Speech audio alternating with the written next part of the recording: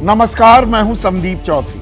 आज सीधा सवाल में बात होगी राजस्थान की, राजनीति के ऊंट की। राजस्थान में 200 विधानसभा सीटें हैं। आज 199 सीटों पर मतदान खत्म हो गया है। एक सीट पर उम्मीदवार की मौत के चलते चुनाव मुलतवी कर दिए गए। अब हमने बहुत चर्चाएं की हैं राजस्थान को लेकर, और एक सवाल तो हम लगातार पूछ रहे हैं कि राज बदलेगा या रिवाज। भाई 30 सालों में हर 5 साल बाद वहां पर सत्ता बदलती रहती है, तो एक रिवाज बन गया है। ये बदलेगा या ताज जैसा हर 5 साल में बदलता है वैसे ही बदलेगा? ये पुरानी बात हो गई। मतदान जो खत्म हुआ है, वोट प्रतिशत को लेकर एक बेहद ही दिलचस्प और रोचक आंकड़ा मैं आपके सामने पेश करने वाला हूं। 5 बजे तक जो आंकड़ा हमारे सामने आया है, 68% से ज्यादा मतदान हुआ है। 2018 में 74.06% मतदान हुआ था, तो उसके आसपास ही होगा। लेकिन उसे पार करता है या उससे कम रह जाता है, यह देखना बेहद दिलचस्प होने वाला है। और यह बात मैं क्यों कह रहा हूं, वो इसलिए, अब यह संयोग है या एक ट्रेंड हम पकड़ सकते हैं, इसकी चर्चा नहीं हुई है अभी तक। ये आंकड़े पहली बार आपके सामने मैं पेश कर रहा हूं। जब भी वोट प्रतिशत बढ़ता है पिछले चुनाव के मुकाबले, तो बीजेपी की जीत होती है, और जब भी वोट प्रतिशत घटता है पिछले चुनाव के मुकाबले, तो जीत कांग्रेस की होती है। अब ये देखिए, 1998, 25 साल का इतिहास आपके सामने जल्द से पेश करता हूं। 63.5% के करीब मतदान हुआ। 2003 में यह बढ़ा लगभग 3.25%, 67.18%। जीत बीजेपी की हुई। 2008 में यह गिर गया लगभग 1%, 66.25%। जीत हुई कांग्रेस की। 2013 में यह लगभग 9.25% बढ़ गया। Voter turnout 75.04%। जीत हुई बीजेपी की, और बंपर जीत हुई 163 सीटें। 200 में से 3/4 से भी ज्यादा की बहुमत। और 2018 में फिर गिर गया वोटर टर्नआउट, मत प्रतिशत लगभग 1%, पर कांग्रेस की सरकार बन गई। तो भाई ये 74.06% से नीचे रहता है मतदान या ऊपर चला जाता है, ये देखने वाली बात है। और इसमें एक और चीज जोड़ दूं जो आपके सामने मैं पहले भी पेश कर चुका हूं। पिछले 25 सालों में जब भी बीजेपी जीतती है तो छप्पर फाड़ जीत होती है, और कांग्रेस बमुश्किल सरकार बनाती दिखती है। यह भी एक खास बात है। तो यह तो हो गया वोटर टर्नआउट की बात, लेकिन क्या मुद्दा चला, क्या चेहरा चला, अब उसका हम विश्लेषण कर सकते हैं। बीजेपी सामूहिक नेतृत्व और प्रधानमंत्री मोदी के करिश्मे पर यह चुनाव लड़ी है, और 2024 को भी लगातार साथ में साधती दिखी है। 2014, 2019 दोनों बार 25 की 25 सीटें जीतने में बीजेपी, उनके घटक भी मैं जोड़ रहा हूं, कामयाब रही। उधर कांग्रेस वो अशोक गहलोत के जादू पर अपनी नैया पार लगाने की आस लगाए बैठी है। अशोक गहलोत को जादूगर भी कहते हैं। उनका जादू चल पाएगा क्या? और सचिन पायलट के साथ उनकी जो तनातनी है, क्या अब वो दूर की कौड़ी हो गई लास्ट के कुछ दिनों में? क्या वो एक साझा नेतृत्व का संदेश देने में कामयाब हो पाए हैं क्या? लगने लगा था, लेकिन कल 2 अहम बयान आए। औपचारिक जो प्रचार होता है वो जब 2 दिन पहले थमा था, उसके बाद अशोक गहलोत कह रहे हैं कि लोग ये मान रहे हैं कि मैं ही 200 सीटों पर लड़ रहा हूं। मतलब अपनी व्यक्तिगत साख उन्होंने दांव पर लगा दी। पर सचिन पायलट ने कहा कोई व्यक्ति अकेले नहीं जीत सकता। 200 सीटों पर कांग्रेस लड़ रही है। तो मतलब फिर से विजय त्रिवेदी ने पिछले कार्यक्रम में कहा था कि मतभेद नहीं, दोनों में मनभेद साफ दिखाई दे रहे हैं। वो अभी भी पाट नहीं पाई क्या कांग्रेस? बीजेपी में भी अंदरूनी कलह है, अपने आप में एक बड़ी दिक्कत है। इसीलिए जबरदस्त जोर आजमाइश की गई, सारे घोड़े खोल दिए, या मैं कहूं राजस्थान की बात हो रही है तो सारे ऊंट खोल दिए बीजेपी ने। और यह मैं क्यों कह रहा हूं? प्रधानमंत्री मोदी ने 14 रैलियां की और 2 रोड शो किए। कुल मिलाकर 16 जिलों में, 33 जिले हैं राजस्थान में, 16 जिलों में वो हो आए, आधे राजस्थान में। राहुल गांधी देर से उतरे मैदान में, लेकिन 4 दिनों के भीतर 11 जिलों में 11 रैलियां की। अमित शाह ने 12 जिलों में 14 रैली की, 4 रोड शो भी किए, और प्रियंका गांधी ने 5 दिनों में 7 जिलों में 7 रैलियां की। अब घोषणा पत्र की अगर मैं बात करूं, कांग्रेस गारंटी दे रही है और बीजेपी संकल्प पत्र जारी कर रही है। To little to choose. 500 रुपए में सिलेंडर की बात हुई, एक उदाहरण दे रहा हूं। अशोक गहलोत ने ऐलान किया तो 450 पर बीजेपी आ गई, फिर 400 पर कांग्रेस आ गई। तू डाल डाल में पात पात, रेवड़ियां खुलकर बटी हैं। लेकिन जो साल भर से रेवड़ियां बांट रहे थे अशोक गहलोत, तो वो लाभार्थी वर्ग जो बीजेपी ने एक बना रखा था, क्या उसमें अच्छी खासी सेंधमारी करने में कामयाब रहे हैं या नहीं रहे हैं? यह बहुत अहम सवाल है, और इसी के जवाब में नतीजा भी कहीं ना कहीं अटका हुआ है। महिलाओं को लेकर ग्रामीण इलाकों में जो 10,000 रुपए दिए जा रहे हैं, जो मोबाइल दिया जा रहा है, 500 रुपए का सिलेंडर जो दिया जा रहा है, 25 लाख का बीमा, प्राकृतिक आपदा के पीड़ितों के लिए 15 लाख रुपए, क्या ये महिलाओं में एक ट्रैक्शन बनाने में कामयाब हो पाया है? या कानून व्यवस्था का सवाल जो लगातार बीजेपी उठा रही है, वो एक बड़ा मुद्दा है। और खास शहरों में और कस्बों में महंगाई, बेरोजगारी एक कड़वी हकीकत है। इसका ठीकरा अशोक गहलोत के सर फोड़ती है राजस्थान की जनता या केंद्र सरकार के? यह भी अपने आप में देखने वाली बात है। और बीएसपी जो कमजोर हो गई है, 4% से ज्यादा का वोट बैंक था पिछले चुनाव में उनके पास, तो वो वोट बैंक कहां जाएगा? दलित पर निगाहें लगातार बनी हुई हैं, कांग्रेस की भी और बीजेपी की। बीजेपी अगड़ी जातियों में, युवाओं में उसका जोर है, महिलाओं में, ओबीसी में, दलितों में, आदिवासियों में। क्या कांग्रेस अपनी पकड़ मजबूत कर पाएगी?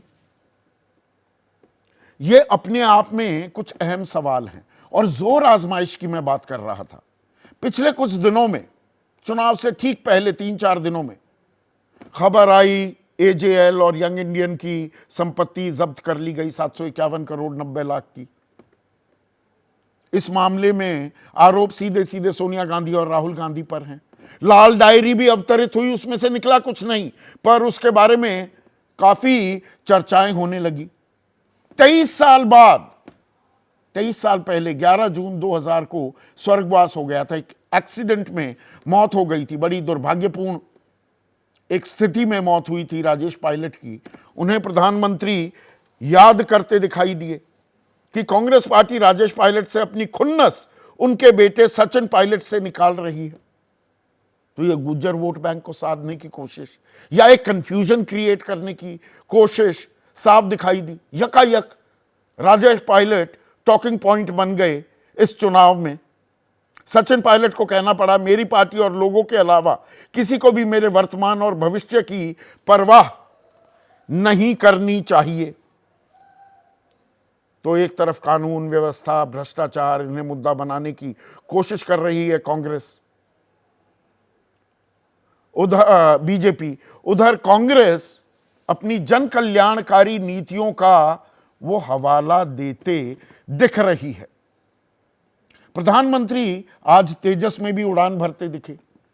अब क्या ये भी संयोग है या ये कार्यक्रम पहले से तय था? क्योंकि राजस्थान में बहुत सारे हमारे फाइटर बेसेस हैं, तो ऐसे में प्रधानमंत्री का एक इंडियन एयरफोर्स की यूनिफॉर्म में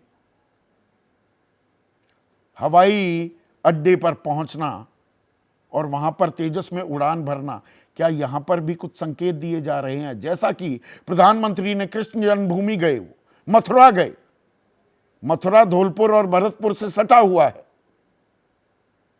तो एक हिंदुत्व का कार्ड जो राजस्थान में कभी ऐसा बड़े लेवल पर इस्तेमाल नहीं हुआ, 9% वहां मुस्लिम है, पर हिंदुत्व कार्ड भी या ध्रुवीकरण का कार्ड, और आसान भाषा में मैं कहूं उसका भी इस्तेमाल होता दिख रहा है। भारत और पाकिस्तान के मैच से इस चुनाव की तुलना की जा रही है। तो इसी पर आज हम चर्चा करने वाले हैं। ऐसे में आज का सीधा सवाल, और सवाल की वानगी थोड़ा शुरुआती संबोधन में मैंने आपके सामने पेश कर दी है। राजस्थान में खत्म मतदान, कौन जीतेगा सत्ता का इम्तिहान, और राज बदलेगा या रिवाज, कौन से मुद्दे पहनाएंगे ताज। टॉकिंग पॉइंट क्या है? किस मुद्दा, कौन सा मुद्दा तय करेगा जीत किसके हाथ लगती है? खैर 3 तारीख को पता लगेगा, 3 दिसंबर को। चर्चा में कोई भी राजनीतिक दल का कोई भी नुमाइंदा नहीं है, सिर्फ वरिष्ठ पत्रकार और चुनावी विश्लेषक।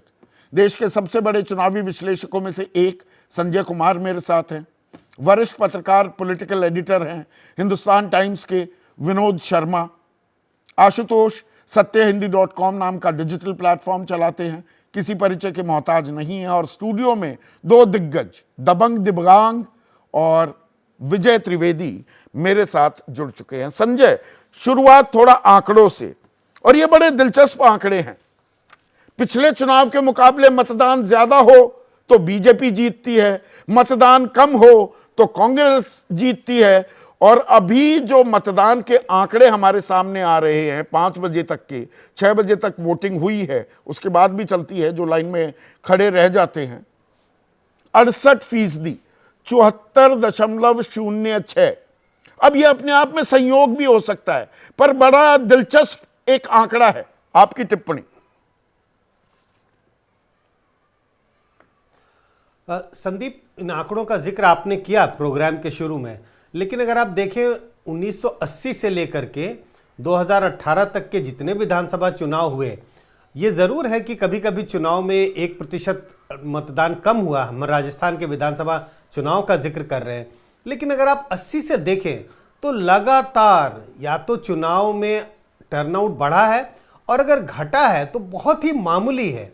कई बार आप देखें चुनाव में 3% का इजाफा हुआ है, बढ़ता हुआ है मतदान, 3%, 3%, 4% बढ़ा है, और घटा है मामूली, कभी 1%, कभी आधा % से भी कम। बिल्कुल सही कह रहे हैं। वो तो मामूली सी, बहुत बड़ा मामूली सी, एक मिनट संजय, मामूली सी घटत भी वो सत्ता किसके हाथ जाएगी वो तय कर देता है।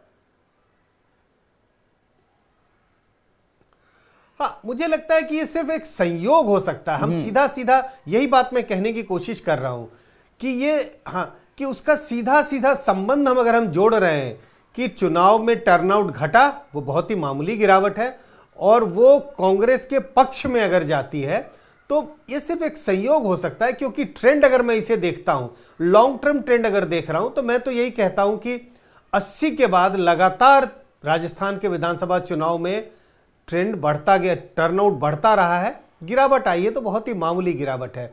और जब इस तरह का कोई, और हमें पता है 90 के बाद से कोई भी सरकार दोबारा जीत के नहीं आई, तो सीधा सीधा संबंध दिखता नहीं है कि सीधा सीधा संबंध नहीं आप दिखता। देखिए, कोई मुद्दा, कोई लहर भी आपने पकड़ी इस चुनाव में। देखिए 2018 का जो चुनाव था उसमें एक नारा बड़ा वायरल हुआ था, ट्रेंड हुआ था कि मोदी तुझसे बैर नहीं, वसुंधरा तेरी खैर नहीं। वो एक डिफाइनिंग स्लोगन था उस चुनाव का। इस चुनाव में कुछ आपको ऐसा दिखा कि भाई इस चीज को देखिए और ये बता रहा है चुनाव किस तरफ जा रहा है? संदीप, आपको याद होगा चुनाव प्रचार के दौरान इसी तरह का एक नारा सामने आया था कि गहलोत आपसे तुझसे बैर नहीं, एमएलए तेरे से तुमसे तुम्हारी खैर नहीं। ये आया तो जरूर, लेकिन ये चला नहीं। तो मुझे नहीं लगता है कि इस तरह का, कम से कम उसी तरह का एक नारा जो चुनावी मैदान में आया, लेकिन वो एक तरह से साइडलाइन हो गया। मुझे लग रहा है बीजेपी के अगर नजरिए से देखें, उन्होंने लॉ एंड ऑर्डर को एक बड़ा मुद्दा बनाने की कोशिश की और बार बार वो जिक्र उन घटनाओं का किया गया, महिलाओं के साथ बलात्कार, महिलाओं के साथ उत्पीड़न और 2-3 मर्डर केस जो हुए, उसका बार बार जिक्र किया गया। तो बीजेपी ने इसको प्लैंक बनाया, लॉ एंड ऑर्डर, कानून व्यवस्था में गिरावट, और कानून व्यवस्था अगर खराब है तो आम लोगों के जीवन की में असुरक्षा है। ये कानून व्यवस्था का मसला ज्यादा बना या ये दरअसल ध्रुवीकरण का एक तरीका भी था? इस चुनाव में ध्रुवीकरण कार्ड भी अच्छा खासा खेलते दिखा। ये पुराने अगर राजस्थान में चुनावों को देखें, उससे अलग आपको एक ट्रेंड दिखी? हाँ, देखिए, ध्रुवीकरण का मुद्दा बहुत साफ साफ या बहुत धारदार तरीके से दिखाई नहीं पड़ा, लेकिन ध्रुवीकरण हिंदू मुसलमान के सहारे नैरेटिव लॉ एंड ऑर्डर का बिल्ड किया गया। आपको याद होगा यूपी में भी कुछ इसी तरह का नैरेटिव बिल्ड किया जा रहा था। इशारा हिंदू मुसलमान की तरफ होता था, लेकिन चर्चा होती थी लॉ एंड ऑर्डर का। क्योंकि अगर आप राजस्थान में ध्रुवीकरण के सहारे चुनाव जीतने की कोशिश करेंगे तो बहुत सफलता नहीं मिलेगी। आपने जिक्र किया 9% मुस्लिम मतदाता हैं, तो बहुत ध्रुवीकरण नहीं होगा। लेकिन अगर आप लॉ एंड ऑर्डर की बात करते हैं, कानून व्यवस्था, अगर कानून व्यवस्था की बात करते हैं जिससे हर व्यक्ति प्रभावित होता है, महिलाओं के नजरिए से कानून व्यवस्था का जिक्र किया जा रहा है, लेकिन उससे एक आम व्यक्ति भी प्रभावित होता है, पुरुष भी प्रभावित होता है। तो इस नजरिए से कानून व्यवस्था को एक बड़ा मुद्दा बनाने की कोशिश की गई। ध्रुवीकरण को एक तरह से कहीं हिंदू मुसलमान को एक स्पिन दिया गया। तो और अगर हम कांग्रेस की बात करें, रूलिंग पार्टी की बात करें, तो उन्होंने अपने काम पर भरोसा किया है, काम को एक मुद्दा बनाने की कोशिश की, 7 गारंटियों का जिक्र किया। तो उनके लिए तो एक ही मुद्दा था कि हमने बहुत बेहतर काम किया है और बेहतर काम के सहारे तो काम को इनाम मिलता है या नाराजगी और रिवाज सर चढ़कर बोलता है? विनोद, आपको इस चुनाव में सबसे अहम बात क्या लगी, जो हार या जीत उस नतीजे का फैसला तय करने वाला है? देखिए, राजस्थान का जो इतिहास है, उसके चलते जो इलेक्शन का इतिहास है उनका, कि हर 5 बरस बाद वो बदल देते हैं सरकार, तो वो कन्वेंशनल विजडम मैं समझता हूँ इस इलेक्शन में अप्लाई नहीं करना चाहिए, क्योंकि ये इलेक्शन कन्वेंशनल नहीं था राजस्थान के हिसाब से। क्योंकि ये बात सच है कि भारतीय जनता पार्टी ने भरपूर कोशिश की कि वो हिंदू मुस्लिम बाइनरी लगाए, उसने लॉ एंड ऑर्डर का इशू उठाने की कोशिश की। मेरी नजर में लॉ एंड ऑर्डर के इशू के मुकाबले जो पेपर लीक का इशू था, जिसने क्षुब्ध किया वहां के युवा वोटरों को, वो ज्यादा अहम था। लॉ एंड ऑर्डर पे जहां तक मेरी याददाश्त जाती है, शायद मायावती चुनाव जीती, क्योंकि मुझे याद है कि उस वक्त विश्वनाथ प्रताप सिंह घूम फिर के आए थे। तो मैंने उनसे पूछा कि भाई कौन जीत रहा है, तो कह रहे मायावती अपने आप से सरकार बनाएगी। मैंने कहा क्यों? क्योंकि कहती है वो लोग देखना चाहते हैं कोई दानववध कर सके जो मुख्यमंत्री, उसको मुख्यमंत्री बनाना चाहते हैं। और उस वक्त आपको याद होगा अतीक अहमद वगैरह के खिलाफ बहुत केसेस थे और बहुत सी वहां पर अराजकता थी उत्तर प्रदेश में। राजस्थान में वो स्थिति नहीं है। ये बात सच है कि वहां पर हमने 2022 में उत्तर प्रदेश में कानून व्यवस्था एक बड़ा मुद्दा बनाते दिखी बीजेपी, और उसके पॉलिटिकल डिविडेंड्स भी मिले उन्हें। उसके अंडर करेंट्स बाइनरी थी, हिंदू मुस्लिम बाइनरी। आप इस बात को समझने की कोशिश कीजिए। जो यूपी में लॉ एंड ऑर्डर का इशू बना, प्रखर रूप से बना के चलते हैं, वहां पर हिंदू मुसलमान का मामला साथ जुड़ा होता है। जितनी भी सख्ती है वो एक समुदाय के खिलाफ देखने को मिलती है। ये भी सच है कि राजस्थान में जो अशोक गहलोत का, तो जब अशोक गहलोत पहले भी इलेक्शन हारे तो उनके अपने खिलाफ व्यक्तिगत तौर पे एंटी इनकम्बेंसी नहीं होती थी। लेकिन एक बार जो मुख्य गलती अशोक गहलोत ने की है, और शायद इसीलिए की है कि वो ये चाहते हैं कि ये इस इलेक्शन के जो मेजर जो मैस्कॉट कांग्रेस के वो स्वयं रहे। तो उनके खिलाफ तो एंटी इनकम्बेंसी नहीं है, लेकिन जिन लोगों ने उनकी सरकार बचाई थी जब सचिन पायलट ने रिबेलियन किया था, तो वो जितने लोग उनके साथ थे उनको उन्होंने दोबारा टिकट दी और उससे पहले खुली छूट दे दी। तो एंटी इनकम्बेंसी उनके नुमाइंदों के खिलाफ, वो उससे कितना उभर पाते हैं ये तो इलेक्शन के रिजल्ट बताएंगे। और 21 एमएलए के ही मेरा ये टिकट मानना काटे, है, Vinod sorry for the interruption, 21 विधायकों के ही टिकट काटे। बहुत से जानकारों का ये कहना था 40-50 के काटते तो ये एंटी इनकम्बेंसी इसकी धार कुंद की जा सकती थी, लेकिन वो नहीं किया। तो इसमें मेरा सवाल ये है कि क्या दरअसल अशोक गहलोत चाहते ही नहीं बहुमत मिले, मतलब 90-95 का खेल खेलना चाहते हैं, और वसुंधरा का गुट भी, बीजेपी की तरफ से भी ये लड़ाई है कि दरअसल बहुमत नहीं चाह रहे हैं कि उसके आसपास ही आकर अटके, फिर देखते हैं कि कौन बनेगा मुख्यमंत्री।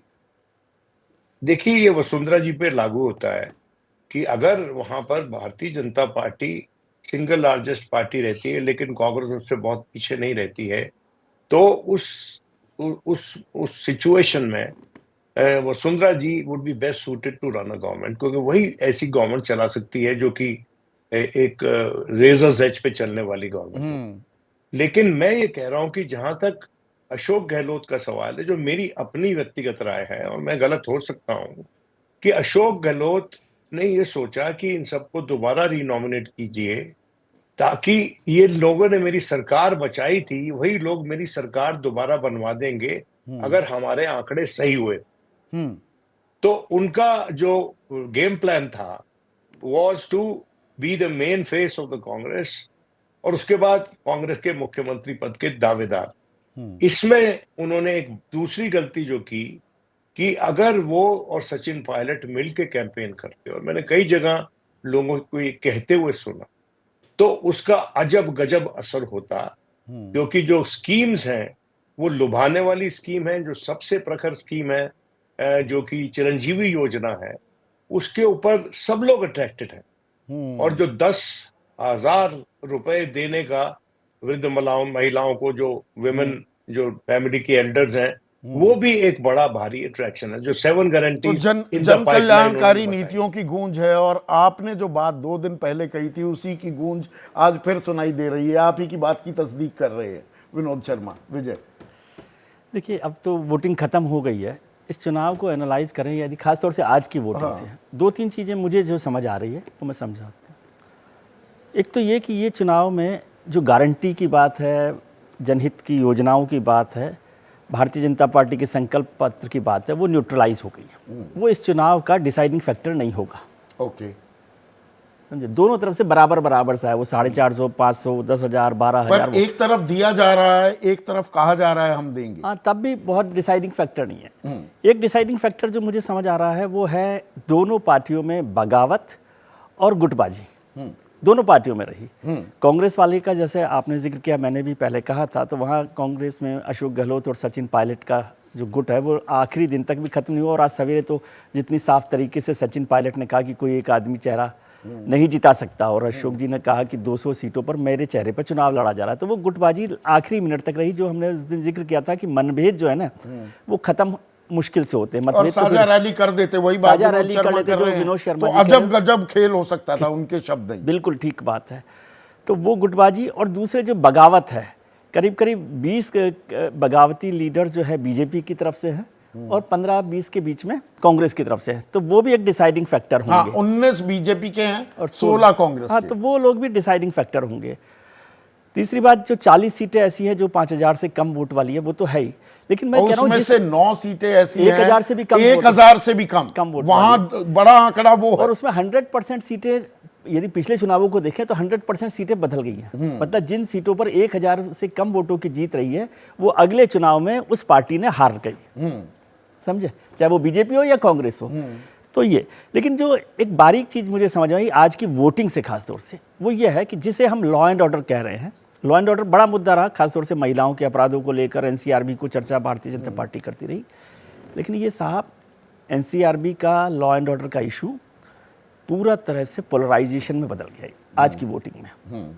ये पूरा का पूरा कन्हैया लाल और जो दूसरे मसले हैं वो अंडर करंट में बीजेपी कम्युनिकेट करने में काफ़ी हद तक सफल रही है। ये आपको नतीजे बताइए। पोलराइजेशन को आप देखिए, तिजारा सीट है राजस्थान की अलवर में, जहां महंत बालकनाथ कैंडिडेट बने एमपी से, सांसद को विधायकी का चुनाव लड़ाया जा रहा है। वहां पे दूसरी तरफ वो भी जो है सूफी संत है मुस्लिम कैंडिडेट कांग्रेस के, वो मैक्सिमम वोटिंग टर्नआउट रहेगा मेरे हिसाब से। दूसरा फतेहपुर जो है सीकर में, वो भी माइनॉरिटी डोमिनेंस वाली सीट है। धौलपुर है, जहां जहां माइनॉरिटी डोमिनेंस की सीट्स हैं वहां पर वोटिंग परसेंटेज ज़्यादा है। तो ये इसका मतलब है कि ये लॉ एंड ऑर्डर का मसला नहीं है, ये 40 पोलराइजेशन सीटें का ऐसी मसला हैं है। जहां मुसलमान काफी हद तक तय करते हैं। 40 में से 29 कांग्रेस जीती थी, 7 बीजेपी, और दरअसल ये आंकड़ा और बाद में बढ़ गया था। जो 4 बची थी, वो भी 3 बीएसपी और 1 निर्दलीय, वो कांग्रेस में आ गए तो थे। वो 33-7 का आंकड़ा तो हो मुझे गया लगता था। है ये वाला आंकड़ा बदल जाएगा इस बार, पार्टीज का रंग जो है ना वहां बदल जाएगा। तो ये पोलराइज इलेक्शन ज्यादा है। लीडरशिप पर अशोक गहलोत जी की कर्नाटक में भी पोलराइजेशन की कोशिश की थी, वहां उल्टा पड़ गया था बीजेपी को। उल्टा नहीं पड़ा था सर, थोड़ा सा बारीक तरीके से समझना चाहिए। हम केवल सरकारों के नतीजों से इलेक्शन को देखते हैं। यदि कर्नाटक का कल्याण कर्नाटक का इलाका देखें और वोकालिग्गा वाला साउथ कर्नाटक का देखें, जहां पर बीजेपी थी नहीं, कल्याण कर्नाटक तो 100% बीजेपी ने बजरंग बली के नाम पर पूरा का पूरा कम्युनलाइज कर दिया था। जरूरी नहीं होता ना कि आप 100 सरकार बना ही लेंगे, आप कहां तक पहुंच रहे हैं और किस वजह से पहुंच रहे हैं। तो बजरंग बली का इशू मैं समझता हूं कर्नाटक में बहुत महत्वपूर्ण रहा था। भारतीय जनता पार्टी जहां तक पहुंची है वहां के लिए, नहीं तो वो उससे भी खराब परफॉर्मेंस में होती। मैं कर्नाटक का जिक्र, तो इसलिए ये कहना कि बजरंग बली नहीं चला, कम्युनल नहीं हुआ, ऐसा नहीं है। और राजस्थान में बगावत और ये law and order plus communalisation या ध्रुवीकरण या पोलराइजेशन जो भी आप कहते हैं, वो बड़े इशू होंगे। लेकिन इस पूरा इलेक्शन अशोक गहलोत के चेहरे का इलेक्शन है। ये अशोक गहलोत वर्सेस नरेंद्र मोदी चुनाव नहीं हो पाया। अशोक गहलोत ही जीतेंगे, अशोक गहलोत ही हारेंगे। अशोक गहलोत ही जीतेंगे, अशोक गहलोत हारेंगे, उस पर मैं आता हूं। पर मैं यूं ही कर्नाटक का जिक्र नहीं कर रहा था आशुतोष। ये दरअसल कांग्रेस की तरफ से कर्नाटक और हिमाचल का मॉडल जोड़ दूं, वो मॉडल पेश किया जा रहा है। बीजेपी ने कहीं ना कहीं 2022 का अपना उत्तर प्रदेश मॉडल चुनावी रणनीति के तौर पर पेश किया है क्या राजस्थान में? अनम्यूट कीजिए आशुतोष। राजस्थान के अंदर, हाँ, राजस्थान के अंदर भारतीय जनता पार्टी चुनाव लड़ रही थी, मुझे इस पर ही संदेह है। इसलिए मुझे इस पर संदेह, आपको एक मुद्दा बता दी जिसके आधार पर भारतीय जनता पार्टी में चुनाव लड़ने के बारे में सोच रही थी। अलग अलग गुटों में भारतीय जनता पार्टी वहां पे थी। कभी वो फ्रीबीज की बात करती थी, कभी कन्हैया लाल की बात करती थी, कभी राजेश पायलट की बात करती थी, कभी अशोक गहलोत को हमले कर रही थी। तो एक बड़ा बिखरा हुआ सा कैंपेन भारतीय जनता पार्टी का साथ था। कायदे से 2018 जो वहां पे पेंडुलम सिस्टम है, उस पेंडुलम सिस्टम के हिसाब से इस बार भारतीय जनता पार्टी को चुनाव के पहले ही कम से कम 125-130 सीट जीतने के उसमें बैठी रहनी चाहिए, जो अभी तक का इतिहास का वहां का रहा है। लेकिन आखिरी समय तक भी आज की तारीख में यह कहना बहुत मुश्किल काम है कि भारतीय जनता पार्टी में चुनाव जीत रही है। और मैं पिछले 3 महीने से लगातार कह रहा था कि भारतीय जनता पार्टी को राजस्थान के अंदर एज है, लेकिन आज जब मैं आपसे बातचीत कर रहा हूं, मैं ये कहने की स्थिति में नहीं होगा वहां भारतीय जनता पार्टी को एज है। तो राजस्थान और मध्य प्रदेश 2 बड़े क्लासिक चुनाव इस बार हो रहे हैं। मध्य प्रदेश जहां 3 महीने पहले कांग्रेस पार्टी बड़े आराम से चुनाव जीत रही थी, आज की तारीख में कहना मुश्किल है कि वो बड़े आराम से जीत रही। राजस्थान जहां 6 महीने पहले तक लोग ये कह रहे थे कांग्रेस पार्टी को 25 सीटें भी नहीं आने वाली है, आज वहां राजस्थान के अंदर कांग्रेस और बीजेपी के बीच में अच्छी लड़ाई लड़ रही है और कांग्रेस वहां ठीक ठाक चुनाव तरीके से लड़ रही है। तो जो चीज, इसका मतलब राजस्थान के अंदर भी बीजेपी ने कुछ गलत, तो ये कांटे की टक्कर क्यों हुई? कांटे की टक्कर में राजस्थान का रण क्यों तब्दील हुआ? आपको क्या लगता है, बड़ा फैक्टर क्या रहा? सिर्फ एकमात्र कारण है नरेंद्र मोदी का अहम, इसके अलावा और कुछ नहीं। अगर राजस्थान के अंदर पहले दिन से वसुंधरा राजे सिंधिया को एक मुख्यमंत्री के कैंडिडेट के तौर पर तैयार किया जाता और उनके पीछे चुनाव लड़ा जाता, या 6 महीने पहले वो तय कर लेते कि वसुंधरा राजे सिंधिया को नहीं, किसी दूसरे आदमी को मुख्यमंत्री के उम्मीदवार के तौर पर पकड़ेंगे और लड़ेंगे चुनाव, और मजबूती के साथ उसके साथ पार्टी खड़ी रहती। तो पार्टी पहले तो उसने तय किया कि वसुंधरा राजे सिंधिया के साथ नहीं लड़ना है, फिर 2 बार लिस्ट आने के बाद फिर लगा नहीं, अब तो गड़बड़ हो जाएगा, तो फिर वसुंधरा राजे सिंधिया को आगे भी करते पर वो हैं, तो लोगों को टिकट भी देते, 2018 फिर के उसका चुनाव में राजस्थान की जनता ने ही कह दिया था कि वसुंधरा तेरी खैर नहीं, तो वो तो तय हो गया था कि वसुंधरा की जगह रिप्लेसमेंट लाना होगा बीजेपी को। तो फिर लेके आते ना रिप्लेसमेंट। पिछले 5 साल तक भारतीय जनता पार्टी वहां सो रही थी क्या उसको नींद आ गई थी? क्या उसको समझ में नहीं आ रहा था कि हम अगर वसुंधरा के राज्य आगे नहीं बढ़ना है तो किसी दूसरे लीडरशिप को लेके आते? आप नहीं लेकर आए ना। बीच चुनाव के दौरान आप वसुंधरा राजे सिंधिया फिर लाने की कोशिश करते हैं, मंच पर खड़ी रहती, उनसे आप सवाल नहीं पूछवाते। तो बेसिक सवाल इसी बात को लेकर यह है कि इस चुनाव में अशोक गहलोत ने बहुत करीने के साथ भारतीय जनता पार्टी की इस कमजोरी को पकड़ा और पकड़ने के बाद पूरे चुनाव को प्रेसिडेंशियल फॉर्म ऑफ इलेक्शन में तब्दील कर दिया। पर अपने घर में अंदर खाने उठा पटक को वो सुलटा नहीं पाए, निकम्मा नालायक कहते पाए गए। वो सचिन पायलट को ना कोई साझा रैली भी की, आखिर में भी कि भाई साथ आ गए, हम साथ साथ हैं, वो फोटो ऑप तो दी पर असल में जमीन पर नहीं उतारा। क्या कांग्रेस की तरफ से भी है कि ये कमजोरी रही? कांग्रेस की तरफ से ये कमजोरी तो पिछले 4 साल से दिखाई पड़ रही है। जिस दिन आपने सचिन पायलट को मुख्यमंत्री नहीं बनाया, उसके बाद से कमजोरी स्पष्ट थी। सचिन पायलट ने जिस तरीके से बगावत की, पर भारतीय जनता पार्टी वह कितने गुटों में बटी हुई थी। कोई कह रहा कि बालकनाथ जी मुख्यमंत्री बने, कोई बोले शेखावत जी मुख्यमंत्री बने, कोई कह रहा सतीश पूनिया मुख्यमंत्री बने, कोई कह रहा वसुंधरा राजे सिंधिया मुख्यमंत्री बनेंगे, और कोई कह रहा कि हम नरेंद्र मोदी के चेहरे पर चुनाव लड़ रहे। तो भारतीय जनता पार्टी वह चुनाव लड़ किससे रही थी? जो चुनाव आसानी से जीत। इसलिए मैं बार बार कह रहा, कुछ लोग तो दिया कुमारी के बारे में भी कह रहे, कुछ लोग राज्यवर्धन सिंह राठौर के बारे में भी बातचीत कर रहे।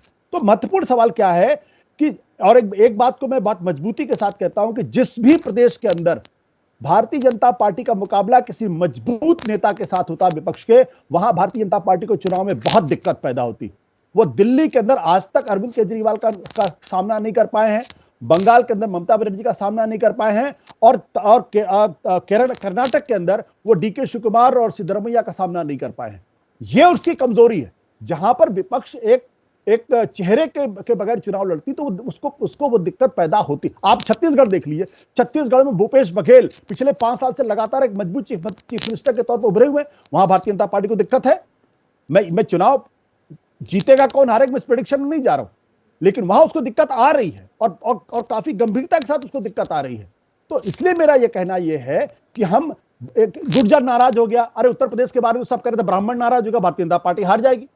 ये जो ओवर सिंप्लीफिकेशन हम चुनाव का करने की कोशिश करते हैं, उससे दिक्कत। मेरा कहना यह कि प्रेसिडेंशियल फॉर्म ऑफ में जो फ्रीबीज बांटने की बात की गई, अगर जिसके ऊपर ज्यादा भरोसा होगा कि यह डिलीवर कर देगा, मुझे लगता है चुनाव वही जीत के लेके जाएगा। और आज की भरोसा अशोक गहलोत की डिलीवरी पर सवाल नहीं है, उनकी डिलीवरी पर सवाल नहीं है। दिबांग, आपकी निगाह में चेहरा बड़ा मुद्दा है या दरअसल महंगाई, बेरोजगारी, ये गारंटियां जो लोगों के बीच एक साइलेंट वोटर होता है, और साइलेंट वोटर की मार बड़ी ज़बरदस्त होती है, और हम यहाँ बैठे हुए स्टूडियो में कई बार भाप भी नहीं पाते, या जो हम पैराट्रूपिंग करते हैं जी, गाड़ी में बैठे ड्राइवर से बात कर ली, 2 चाय के खोखे पर चले गए, और हम सोचते हैं कि हम दुनिया जहाँ का ज्ञान समेट लाए। वो साइलेंट वोटर या किन मुद्दों की तरफ आकर्षण दिखा है? कुछ ट्रेंड पकड़ रहे हैं आप इस चुनाव में? देखिए, साइलेंट वोटर की जहाँ तक बात है तो कुछ बातें आज के चुनाव की मैं बता दे रहा हूँ। उसमें आपने जो सवाल पूछा उसका भी जवाब आ जाता है।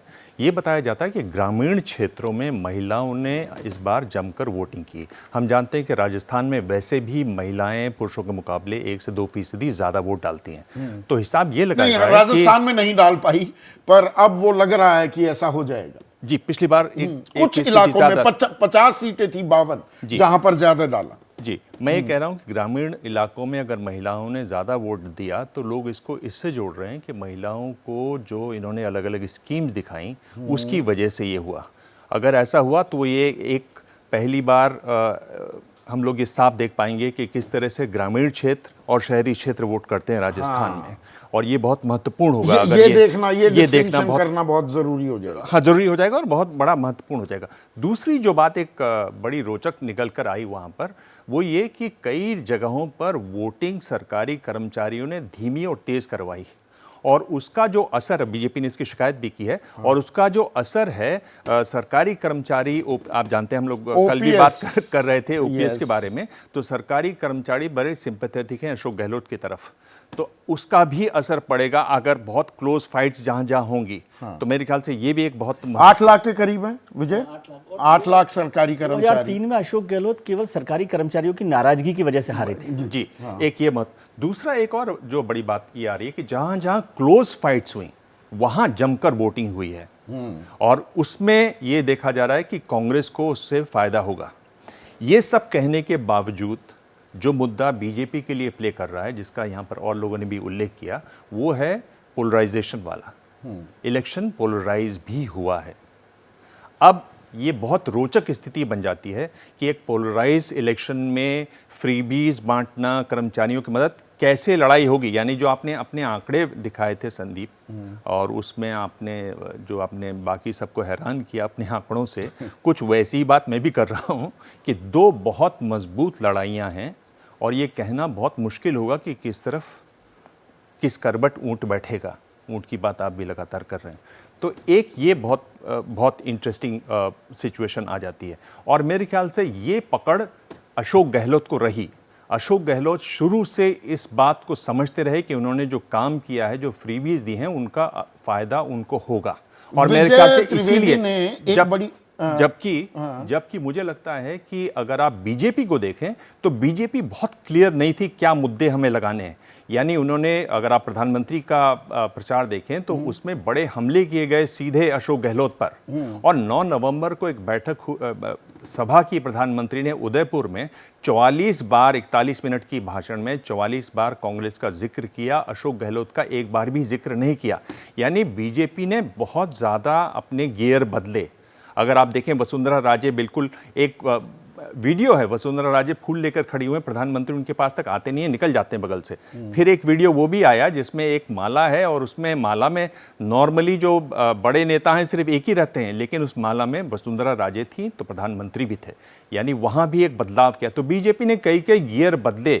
यानी बीजेपी राज्य को उतना साफ नहीं पकड़ पाई, और बीजेपी लड़ी केंद्र के हिसाब से लड़ी। उसमें तो मेरी थ्योरी है, और जो आशुतोष भी अभी कह रहे थे, आशुतोष जो कह रहे थे वो आरएसएस का मुखपत्र है, उसी की बात कर रहे थे आशुतोष अभी, कि किस तरीके से आपने केंद्र की तरफ से पढ़ा। और एक ये बात जो कर्नाटक चुनाव के बाद लिखी गई कि आप हिंदुत्व का मुद्दा, प्रधानमंत्री के करिश्मे का मुद्दा तभी चल पाता है जब स्थानीय नेता भी मजबूत हो। 23 मई का ये लेख था जी, 13 मई को नतीजे आए थे जी। पर हम प्रधानमंत्री और अमित शाह के स्टाइल को जानते हैं, तो वो हर बात नहीं मान रहे, वो हर चीज वही चीज कर रहे हैं, प्रधानमंत्री दिखा रहे हैं कि हम यही करेंगे, और हिंदुत्व जी। और उसमें काम हो जाता अगर वो सिचुएशन को ठीक पढ़ पाते। मेरे ख्याल से जिस तरह से उन्होंने गियर बदले अपने, तो ये रणनीति 2024 की राह भी तय कर देगी। अगर ये काम कर जाती है तो हम ये मान सकते हैं यही राह बीजेपी पकड़ने वाली है 2024 के लिए। बिल्कुल साफ हो जाएगा फिर। लेकिन अशोक गहलोत जिस तरह से लड़े, अशोक गहलोत की कमी कहां रही? अशोक गहलोत को किसी तरीके से आज भी हमने देखा, जैन से जब बात कर रहे थे अशोक गहलोत, उन्होंने सचिन पायलट का सवाल पूछा, उन्होंने पानी पिया और नमस्कार कह के आगे चले गए। यानी आज भी वोटिंग के दिन भी, हालांकि उन्होंने अपने ट्वीट से एक वीडियो दिखाया सचिन पायलट का, उसमें पेश किया गया कि हमारे नए नेता हैं, पर आज भी अशोक गहलोत एक वो जो एक गांठ बनी हुई है, रस्सी तो जुड़ी है पर वो जो गांठ है वो दिखाई देती है, और इतने अनुभवी नेता हैं फिर भी वो दिखाई देती है। ये बहुत कुछ कहता है। अब सभी से छोटे छोटे जवाब की उम्मीद करूंगा। संजय, जो बात अभी विजय कह रहे थे, ये चुनाव या तो अशोक गहलोत जीतेंगे या अशोक गहलोत हारेंगे, ये क्या अशोक गहलोत इतना बड़ा फैक्टर हो गए, या दरअसल इस चुनाव में प्रधानमंत्री मोदी का करिश्मा भी दांव पर है और एक तरफ अशोक गहलोत का जादू है या नहीं, ये तय करेगा राजस्थान 3 दिसंबर को जब नतीजे आएंगे। देखिए संदीप, चूंकि बीजेपी ने किसी भी नेता को अपने चीफ मिनिस्टर के चेहरे के रूप में प्रोजेक्ट नहीं किया, और काफ़ी हद तक बीजेपी प्रधानमंत्री नरेंद्र मोदी के चेहरे पे चुनाव लड़ रही है राजस्थान में, तो कहीं ना कहीं बीजेपी के जीत या हार का जो श्रेय, या आप कहें उसका जो एक तरह से बाय डिफ़ॉल्ट जो मतलब खामियाजा तो प्रधानमंत्री के चेहरे पे जाना चाहिए। लेकिन हाँ, कुल मिला के अगर आप पूरा कैंपेन देखें, पूरा चुनाव देखें 2 महीने में, तो मुझे लगता है विजय जी की बात से मैं पूरी तरह सहमत हूं। ये एक आदमी के चेहरे पे रेफरेंडम हो रहा है राजस्थान का चुनाव, और वो है अशोक गहलोत। क्योंकि एक तरफ आप अशोक गहलोत बार बार अपने सरकार के उपलब्धियों का जिक्र कर रहे हैं, और इसी के लिए आप अशोक गहलोत पे प्रहार बीजेपी ने ज्यादा नहीं किया, बल्कि सरकार के कामकाज का वो जिक्र करते रहे, क्योंकि उन्हें लगता है कि अशोक गहलोत के चेहरे के मुकाबले उनके पास कम से कम इस चुनाव में तो कोई चेहरा नहीं था। विनोद, चेहरों पर ही ये लड़ाई तय होने वाली है या एक कोई बड़ा मुद्दा जिसे शायद हम मिस आउट कर रहे हो? मैं समझता हूं कि एक बड़ा मुद्दा 2-3 चीजें हैं। एक तो अभी किसी कोई, शायद आप ही कह रहे थे कि बीएसपी का जो शेड्यूल कास्ट वोट है वो किस तरफ जाएगा। देखिए, शेड्यूल कास्ट वोट से मैक्सिमम है राजस्थान में, और बड़ा अहम सेगमेंट है वोटर्स का, और उसमें अभी भी कांग्रेस की पकड़ बनी हुई है। लेकिन उसके लिए जो थ्रेट नजर आ रही थी, वो जो हनुमान बेनीवाल और चंद्रशेखर आजाद में अलायंस हुआ है, 126 सीटों पे वो लड़ रहे हैं, और बड़ा प्रत्यक्ष है ये कि हनुमान बेनीवाल के साथ युवा जाट लोग बहुत लगे हुए हैं, जो कि माना जाता है कि ये किसानों के मुद्दे के कारण कांग्रेस के साथ हो सकते थे, लेकिन आज के दिन नहीं है। और दूसरा शुद्ध करने वाला उनको शुद्ध करने वाले कारण यह है कि अशोक गहलोत ही शुरू से आखिर तक इसके गतिरोध पैदा किया कि कोई जाट मुख्यमंत्री हो जाए। 1998 में परसना मोदेरना के नाम पे इलेक्शन जीता था, उससे ज्यादा सीटें तो आज तक किसी पार्टी को नहीं आई, लेकिन वो नहीं बन पाए। उसी तरह से सचिन नहीं बन पाए। तो एक, और आप ये जो चंद्रशेखर आजाद की पार्टी है, can it be A substitute for BJP? बड़ी बात सोचने वाली है। अगर ये ज्यादा ले जाते हैं सीटें शेड्यूल कास्ट के, मतलब votes if not the seats, तो वो बहुत बड़े स्पॉयलर्स हो सकते हैं, बहुत बड़े स्पॉयलर्स हो सकते हैं। मैं यहां पर पिछड़ी जाति का भी प्लीज थोड़ा सा मैं ब्रीफ चाहूंगा। आशुतोष, पिछड़ी जाति का और इसमें जातिगत जनगणना आरक्षण जो पहल शुरू हो गई है बिहार से, क्या पिछड़ी जाति की अगर हम बात करें, दलित की बात अभी विनोद ने की, वहां समीकरण कैसे बनते दिख रहे हैं आपको? छोटा सा जवाब चाहूंगा प्लीज।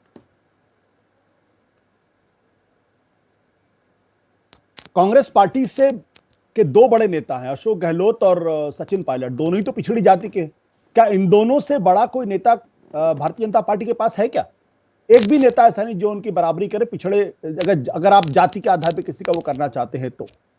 देखिए, इस पूरे चुनाव में जो महत्वपूर्ण सवाल यह है कि वहां पे अगर लोगों को यह लगा कि नहीं अशोक गहलोत ने डिलीवर किया है और वही डिलीवर कर सकते हैं, तो फिर चाहे सचिन पायलट का झगड़ा हो, चाहे कुछ भी हो, यह मायने नहीं रखता है। लेकिन अगर लोगों को जरा भी अगर अंदेशा होगा कि नहीं अशोक गहलोत डिलीवर नहीं कर पाएंगे, तो फिर कांग्रेस पार्टी चुनाव हार जाएगी। यह बिल्कुल उसी तरीके का फिनोमेनन है जैसे कि राष्ट्रीय स्तर के ऊपर 2019 का चुनाव अगर आप देखें कि भाई नरेंद्र मोदी के सामने तो कोई नहीं है, उनकी बहुत सारी अनुपलब्धियां हैं, बहुत सारी फेलियर्स हैं, लेकिन सारे नेता वही अकेले जो डिलीवर कर सकते हैं। ये जो रिलायबिलिटी लीडर्स को लेके होती है वो इंपॉर्टेंट रोल प्ले करेगा। तो एक आदमी को इतना बड़ा बना दिया गया, ये भी एक डिसाइडिंग फैक्टर हो सकता है। इसके अलावा कुछ और एक लाइन में अगर आप जवाब दें विजय। नहीं, ये बड़ी बात है, डिसाइडिंग फैक्टर हो गया। लेकिन जैसे वसुंधरा जी का जिक्र हमने किया था कि भाई उनको क्यों नहीं बनाया, तो 2000 आपने बहुत ठीक कहा कि 2018 में लोगों ने रिजेक्ट कर दिया। यदि आप बनाते तो फिर कहते ये तो उनको 2018 में रिजेक्ट कर दिया था। बीजेपी की कमी रही कि उसने इस 5 साल में कोई सेकंड रंग की लीडरशिप मजबूत नहीं खड़ी कर पाई। लेकिन ये बीजेपी की परेशानी नहीं थी, लीडर्स की परेशानी थी। बीजेपी ने तो 5-7 बड़े लीडर खड़े किए थे, 3 प्रदेश अध्यक्ष बदल दिए, गजेंद्र सिंह शेखावत, अर्जुन मेघवाल, ये सब भी है, अरुण चतुर्वेदी, सतीश पूनिया और फिर सीपी जोशी, तो लीडर खड़े किए, लेकिन लीडर कोई नहीं बन पाया। यह भी एक अलग परेशानी है। तो बीजेपी को कोई संगठनात्मक मजबूती है, संगठनात्मक मजबूती उनके पास है। लास्ट एडिटोरियल कमेंट, मैं ये कह रहा हूं कि अगर आप वेलफेयर स्कीम से लोगों के लिए काम करके चुनाव जीत जाते हैं, ये बहुत बड़ी बात होगी। और इसमें एक और बात जो कही जा रही है कि भाई गुर्जर और मीणा छिटके हुए हैं, तो ईस्टर्न राजस्थान कैनाल प्रोजेक्ट जो है वो भी एक मुद्दा रहा। और उन डिस्ट्रिक्ट्स में बीजेपी मानते हैं इस बात को, हाँ कह रहे हैं, उन डिस्ट्रिक्ट्स में 13 डिस्ट्रिक्ट्स में अगर ये गुर्जर मीणा समुदाय वोट करता है उसी प्रोजेक्ट की वजह से, तो मेरे ख्याल से एक बहुत अच्छी हारी है। अच्छा, हाँ, पिछली बार बीजेपी वहां हार चुकी, तो एक बड़ी अच्छी सी एक शुरुआत होगी, एक बड़ी पॉजिटिव शुरुआत होगी। आप काम कीजिए, वादे निभाइए, हम आपको वोट देंगे। तो यहाँ पर राजनीति का जो जो कन्वेंशनल विजडम पर जितनी हमने बातें कर ली विद्वानों ने, आप सब ने, उसका जवाब वोटर होता है। हाँ। इसलिए आप कहें कि वोट घटा कि बड़ा नहीं, या नहीं, हर तो बार जनता राज तो बदलेगा कि नहीं बदलेगा, वो वोटर जो है ना इन सब का जवाब दे देता है। बिल्कुल, वो तो जनता जनार्दन होती है, पर ये राजनीति का जो ऊंट है, जो राजस्थान की पहचान है, करवट कौन सा ले रहा है। ऊंट को कभी आप बैठते हुए देखें, अगर ऊंट तक आपने बैठ नहीं देखा नहीं है जाएगा। तो पता नहीं चलता कि बैठते बैठते वो किधर बैठ जाएगा। जब तक बैठ नहीं और जाता, जब तक बैठ वही- नहीं जाता पता नहीं चलता। अब वही- इस बार वही होगा। वही हालत अभी दिख रही है। आज जब हम चर्चा कर रहे हैं, असल तस्वीर तो सामने आ जाएगी 3 दिसंबर को।